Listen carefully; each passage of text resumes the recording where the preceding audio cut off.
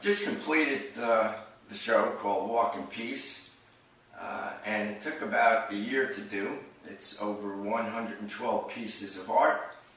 The star of this show is the original shoes, which I treat as a canvas to help tell the story of peace. Now, why the idea of peace? Well, because you see it everywhere, on children's shirts, on sidewalks inscribed into the cement, even on cars going by.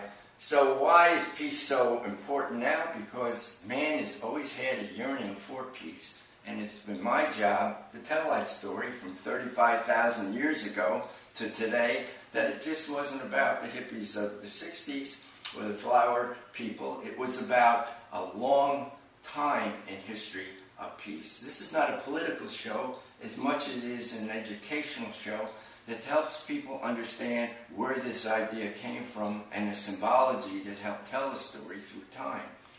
Now, as I say, the shoes are the star, but also in support of that are paintings that are done, which I call graffiti art, where they're done almost like on walls, because at the early beginnings of man, he's always been writing on walls and inscribing his messages of peace. So I call this graffiti art.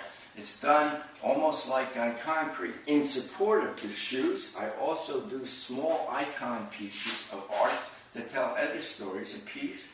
And this is reminiscent of blocks of cement that you might see from a building or a wall along the way to help tell a story. So there's 27 original pair of shoes to tell a story, 27 icons.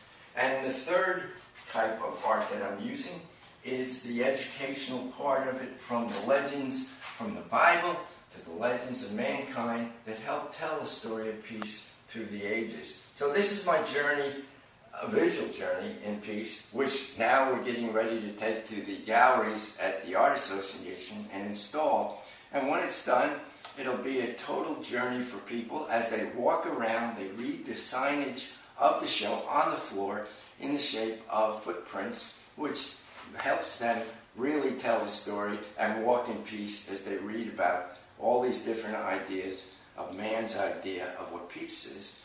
We're actually going to have an origami table to fold peace cranes, and we're going to have interaction stations along with a peace pole, which is going to be in the center of the gallery. And so this is going to be quite an endeavor in the next day to load up the truck and set up the gallery to tell this story.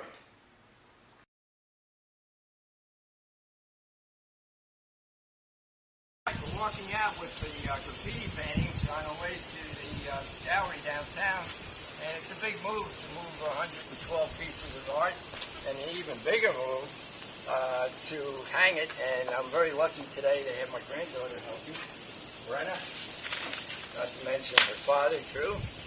So it's a family teamwork.